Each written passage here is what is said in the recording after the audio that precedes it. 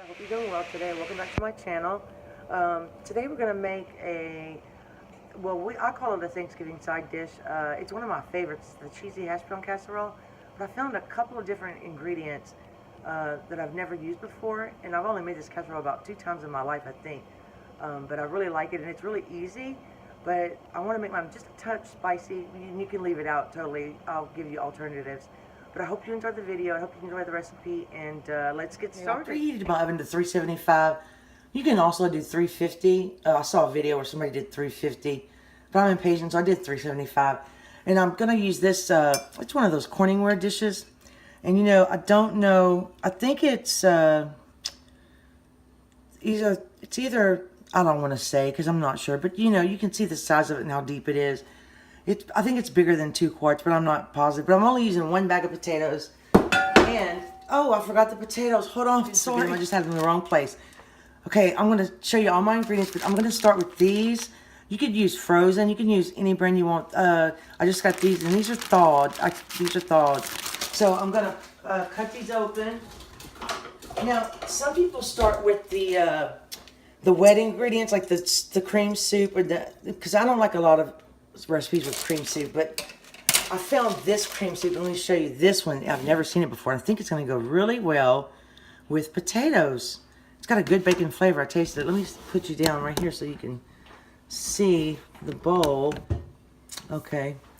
So we're going to cut this open. I'm going to start with potatoes because honestly, I like to be able to season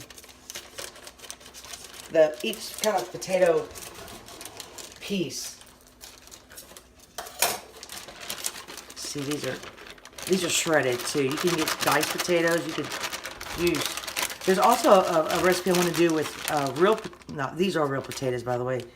With it's called potatoes au gratin or something. My mom used to make it. It was my favorite thing. It was potatoes and onions. And so let's start with a little bit of salt. I'm going to use that cream and bacon soup, so it's got some salt. So I'm not going to put a lot of salt because the cheese has salt but I want to make sure I put black pepper. I love black pepper on these. Let's stir them up just a little bit so you can get the black pepper all around. These are really good hash browns too. If you have the patience to let them sit in the pan and get crispy. Sometimes. Okay, I like black pepper. You could use Cajun seasoning. You could use whatever you want. And I'm also going to add, not too much, but just a little bit of garlic powder. I don't want too strong of a garlic flavor. Can you believe it? But I'm just going to add probably about 1/4 of a teaspoon or a little tiny bit less. And let's stir that around. And get you a big bowl so you can make a mess. You can also double this recipe, and I can smell the garlic. Now, a lot of people do not add anything but the cream soup, the cheese, and the sour cream. But I want to use some onions. This is like just a little bitty piece of an onion. It has some green onions in there because I chopped those first. But I put this in the food processor to make it really small. You could also grate it, but I don't want a big, strong onion flavor, just a little bit. But I chopped them up really, really small. We like onions here, but you could totally leave it out. It's fine. And put that in there. And I also put I had chopped these, but they weren't small enough. I put these in the food processor, these green onions. They're really chopped fine. I'm going to put just a little bit of those because I love the flavor of green onion. You could put chives. You could put, I don't have any chives. I like them though. I'm going to add just a touch of parsley because I'll put some at the top too, maybe. Okay. And then we're going to make sure we get all the onion out. So now we can just start dumping and stirring. And I'll tell you exactly how long I'm going to bake it once it's done, because I think I'm going to do about 30 to 45 minutes. And make sure that the onions really stirred in well, because they were really small. I was going to grate it, but my grater, I had already grated the cheese, so I didn't feel like. Anyway, I just did the food processor. I don't want to say I'm lazy, because I'm not really lazy, but sometimes I am. But anyway, I want to make a dessert today too, but I keep debating on what dessert. I can't make a decision. That's why you haven't seen the dessert from me. Actually, let me show you what I made last night. I did my Cooks Illustrated. Y'all said I'm going to do every brownie in the book. Well, I did these. I did change the chocolate up, though. But they're not our favorites, so that's why I didn't video that, because I was just testing them. They're good. They're just not my favorite yet. I think it depends on what you like. If you like the bittersweet and unsweetened, if you like that taste better. But I use semi-sweet and unsweetened, and I tell you that, and cocoa powder, so it was triple chocolate. Anyway, I'm sorry. I'm getting off track. Now let's put in our cream of bacon soup, or you could put cream of chicken, cream of celery, I would like cream of mushroom, but nobody else likes it but me. I'm going to use the whole can, I believe. Yeah, I'm going to use the whole can. I don't like these cream soups sometimes because of the salt that they put in there. But I'm going to make an exception because this is a holiday recipe, so I really want to learn how to make my own cream of chicken soup. Now this is, oh God, I'm addicted to this stuff. This is Borden jalapeno sour cream dip. This is so good. I'm going to add, let me get another spoon, I apologize. I'm going to add half of this. Honestly, but I would add the whole thing, but I want to save some for, I eat it with those hot fry chips. That's why it might get a little pink. So we're going to add, that's about, I'm sorry, all in all, I'm going to put about a cup of sour cream. Now this is just regular full fat sour cream. And I'm going to add what the equivalent of like a cup of, I cannot talk, I am so sorry, I'm going too fast. But I'm going to mix these together basically, and I'm going to try to make a cup out of it. And we'll stir it and see if we need more. So let's stir this now. Actually, you know what? We can just add the cheese too. Now the cheese, this is sharp cheddar. I didn't want to use only sharp cheddar. And there's also a little mozzarella in here, which I grated. The mozzarella was really good. So I'm actually going to I find that mozzarella just makes everything really creamy, especially this fresh mozzarella. This is like a block of mozzarella. I don't care for the those balls of mozzarella. I know people probably think, oh, how does she not like that? Now this is kind of to taste. You know, if you like it really cheesy, and I'm going to save some for the top. Now I like it really cheesy, so I'm going to also add a little bit of pepper jack to add a little bit more spice to it. So let's stir that. But I wanted to use about 8 to 9 ounces of cheese. And this bowl right here was 8.5 ounces. I did weigh it, so I could tell you guys the amount. You know, I might even add just a dash of red pepper. I think that would be good. I get so excited on Thanksgiving because I love this casserole and the corn casserole everybody makes. I want to do a video of that one too, but because I want to make mine spicy and maybe cheesy. You know, the one with the Jiffy, and also my next project that I've been saying I'm going to do is coconut cake. When I tell you this coconut cake is so good, I'm going to probably change the icing because I don't like to make that. What is that icing called? I cannot think of it now. But the one where you have to do the egg whites and I'm sorry, I know that. I don't know why I can't think of it. The egg whites and the sugar, you have to heat it up and then mix it. I think that looks pretty good. But you know what? I'm going to go ahead and add, I'm going to put this pepper jack with the cheddar because we're going to top it with this. And then I'm going to take the rest of this pepper jack and just throw it in here. Pepper jack makes it creamy too. And I don't find pepper jack too spicy. So it looks like it will be creamy. So you want it to, and oh look, I didn't mix it all the way. You're gonna make sure it gets mixed up really well. And these potatoes are raw, so you do have to bake it long enough to cook them. Okay.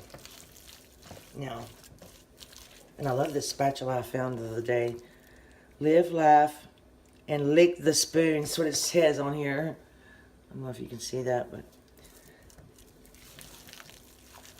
all right. Now let's mix it in here. Put it in here. Mix it. Dump it. This dish is going to be just the right size. You could also use probably a 9 by 13, I would think. Okay, and you want to, I like to spread it evenly and kind of make sure it touches the edges, because you kind of want, oh, guys, I'm sorry, I forgot an ingredient, an important ingredient. I'll be right back. I forgot one of the most important ingredients of all, melted butter. This is about 3.5, not about 3 tablespoons actually, about 3 tablespoons. Because you kind of want that, because it kind of, it'll get a little crispy on the edges. Yeah, I have to, that's what I get for not writing things down. I'm so sorry that I did that to you all. But I didn't want to leave it out. I mean, you sure could leave it out, I guess, but I wanted to give you the best recipe that I could. All right, let's do this again. And I did spray my pan with a little bit of that cooking spray. All right, let's dump this in. And what I was going to say is I like to flatten it and kind of make it touch the edges. Make sure it's even. And what we're going to do is pray that this is okay, because I did not taste it. You probably want to taste it to make sure the salt is okay. And you could put a little paprika on here or in here. Let me wipe off my spoon. All right. Doesn't have to be perfect, I guess. You kind of want even cooking, so you kind of want to make sure it's even in your pan. Okay. Let me rinse my finger. All right. Let's take the rest of this mixture of cheese and just kind of sprinkle it on top.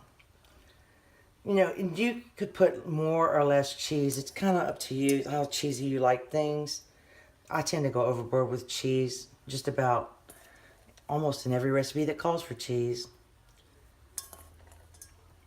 I don't know if you've ever seen that video where I made that cheesy, spicy, I think we call it spicy cheesy bread. When I tell you that stuff is so good. It's got red pepper flakes, homemade bread, blocks of cheese in it, little blocks of cheese. It's so good. Anyway, okay, that's good. I'm going to bake it uncovered first for about the first 30 minutes. And, you know, I always put it on another pan.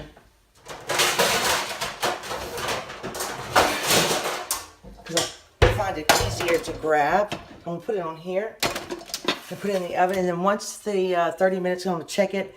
And then I'm going to take the cover off and let it bake a little bit longer to get a little browning on the top. So we'll be back. Get out of the oven after 30 minutes. And you can see it's not brown at all. So I'm going to put it back in the oven probably for about 10 to 15 more minutes. You know, you could test it right now, but I'm going to wait and test it until after I bring it back out of the oven. I don't know why I cannot talk today.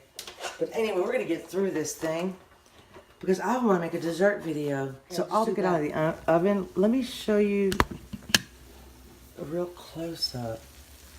See if you can hear it. I put it under the broiler for like less than a minute just to get it really brown. But we're definitely going to let this cool a little bit and set up. And it smells so good. I'm probably going to top it with a little bit of green onion. But anyway, I wanted to show you. I cooked it for about 10 minutes. And then it wasn't brown enough for me, so I turned the broiler on. So this is what it looks like after it comes out. Can't wait to try it. Oh, I can't hold the phone like this because I always put my finger in the way. It's very difficult for me.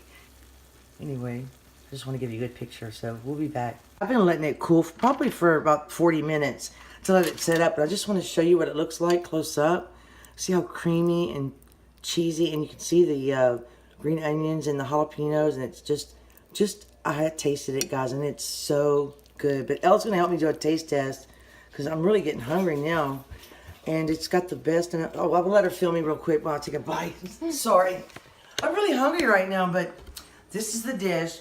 Now, you don't have to use 3 cheeses, but I would suggest it, but you don't have to. And you do not have to use the jalapeno dip. You could just use the sour cream. But let me tell you, that cream of bacon, oh my goodness. Mmm.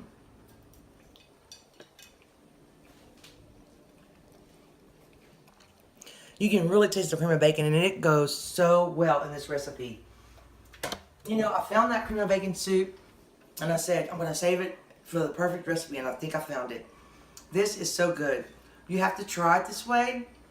You don't have to, but I suggest you do. This is the best one I've ever eaten. I guess because I can make it the way I like it. So, anyway, I'm really happy with the way it turned out. I don't want to sound like I'm bragging or anything, but it's really good. I hope you try the recipe. Hope you enjoyed the video. Thanks for coming along with me. I love when you cook with me. And if you have any questions, leave it a comment. I love to hear from you. And if you haven't subscribed, please subscribe. I'm really trying to get to 1,000 because I'm going to do a giveaway. And anyway, try this recipe. It's so good. And I'll see you next time. Bye. Thanks for watching.